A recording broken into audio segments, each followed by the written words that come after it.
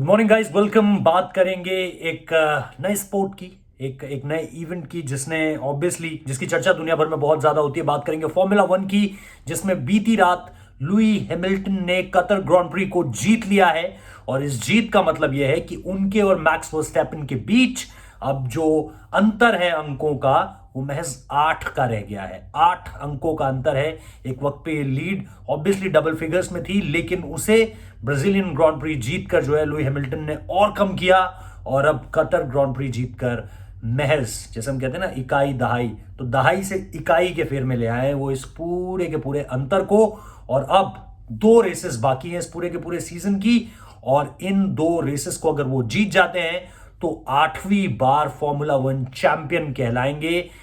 इसमें अगर कोई खलल डाल सकता है तो उसका नाम, अगेन जैसा मैंने आपको बताया, मैक्स वर्स्टैपेन है। मैक्स वर्स्टैपेन युवा, दमदार, टेक्निकली बहुत साउंड, और इसके साथ साथ अगर आप देखें तो जिस तरीके से हम बात करते हैं रेड बुल जो कि ऑब्वियसली जिसके लिए वो रेस करते हैं, और इसके साथ साथ आपको याद अगर नहीं है या आप इस गेम को फॉलो नहीं करते हैं तो मैं आपको बताऊं कि 2018 में इनका और डेनियल रिकार्डो के बीच, जो कि ऑस्ट्रेलियन है, उनको लेकर के बड़ी चर्चा थी कि भाई रेडबुल किसके साथ आगे जाना चाहेगी, किसके साथ भविष्य अपना बनाएगी। डेनियल रिकार्डो मैक्लरेन की तरफ जाते हैं, यहां पर रेडबुल दाव खेलती है मैक्स वर्स्टैपेन पर, जो कि युवा थे, प्रॉमिसिंग थे, और जैसा मैंने कहा कि टैलेंट भरपूर, गेम अवेयरनेस जबरदस्त, और इसके साथ साथ जिस तरीके से रेस करते हैं, मजा आता है उन्हें देखकर, और यह भी पता लगता है कि भाई भविष्य तो यही लड़का है। तो लुई हैमिल्टन ऑब्वियसली एज आप कह सकते हैं कि उनके पक्ष में नहीं है, लेकिन अनुभव इतना है कि आज पोल पोजीशन से उन्होंने शुरू किया था, लाइट से उन्होंने शुरू किया था, और उसके बाद जिस तरीके से वो दौड़े हैं, दौड़ लगाई है उन्होंने अपनी गाड़ी के साथ, जो मर्सिडीज है उनकी, उसमें कहीं कोई दिक्कत उन्हें आई नहीं। और दिक्कत नहीं आई तो इसलिए जीत भी गए इस पूरी की पूरी ग्रांड प्री को। और जैसा मैंने कहा, अब जो अंतर है वो महज 8 का है। आपको बता दूं कि एक रेस जीतने पर आपको 25 पॉइंट मिलते हैं, और अगर आपने फास्टेस्ट लैप मारी है तो 1 पॉइंट और मिलता है। आपको बता दूं कि इस पूरी की पूरी रेस में फास्टेस्ट लैप जो मारी वो मैक्स वर्स्टैपेन ने मारी। और इसके अलावा फर्नांडो अलोंसो जो है, वो आपको बता दूं कि वापसी के बाद पहली बार पोडियम पोजीशन हासिल कर रहे हैं। पोडियम पोजीशन क्या होती है? 3 खिलाड़ी ऑब्वियसली पोडियम पोजीशन में आते हैं, 1, 2 और 3। तो ऑब्वियसली जैसा मैंने बताया कि लुई हैमिल्टन, और उसके बाद मैक्स वर्स्टैपेन, और उसके बाद फर्नांडो अलोंसो। तो ये है। इसके अलावा देखिए आवाजाही लगी रहती है, लेकिन इन 2 के अलावा फिलहाल अभी रेस में कोई नहीं है ना। बोटास का कहीं कोई नाम है, ऑब्वियसली डेनियल रिकार्डो का कहीं कोई नाम नहीं है ना। इसके अलावा कार्लोस साइंस का कहीं कोई नाम नहीं है, किसी और का कोई नाम नहीं है।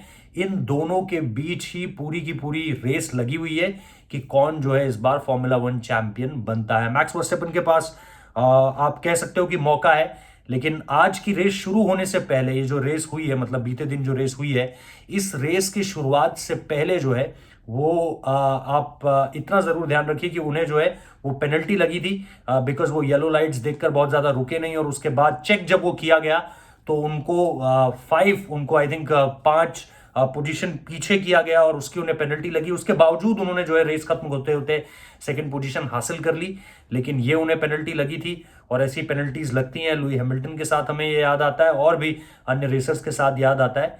लेकिन अगर आप रणनीतियों की बात करें, क्योंकि इसमें भी रणनीतियां जो है वो अपनाई जाती है, और इसमें भी कोशिश की जाती है कि भाई किस तरीके से सामने वाले को हराया जाए, किस तरीके से सामने वाले को मात दी जाए। लेकिन आज ऐसा लगा कि कुछ काम आया ही नहीं। 2 बार जो है वो जो पिट करना कहते हैं कि भाई जब आप अपनी गाड़ी को थोड़ा सा वक्त देते हो बीच रेस में, 3 या 4 सेकंड का ये वक्त होता है जिसमें वो जो भी कुछ उसमें करना है, कुछ बदलाव करने हैं, कुछ मरम्मत की जरूरत है, टायर्स को आपको चेंज करना होता है क्योंकि इतनी तेज चलता है, घर्षण के कारण वो भी घिसते हैं। तो अगर उसमें कुछ करना है तो बेसिकली वो भी एक रणनीति का हिस्सा होता है। मर्सिडीज के अगेंस्ट रेडबुल ने क्या किया कि 2 बार जो है वो पहले किया इसे, लेकिन इससे क्या होता है कि सामने वाली जो ओपोनेंट होती है उसके जहन में ये चलता है कि यार ये कहीं कुछ चेंज तो नहीं कर रहे हैं। लेकिन मर्सिडीज ने इसको हावी नहीं होने दिया, लुई हैमिल्टन ने इसको हावी नहीं होने दिया, उनकी टीम ने इसको हावी नहीं होने दिया, और वो अपनी स्ट्रैटेजी पर चलते रहे। अल्टीमेटली हमने क्या देखा कि वो जो है इस रेस को बड़ी आसानी के साथ जीत भी गए।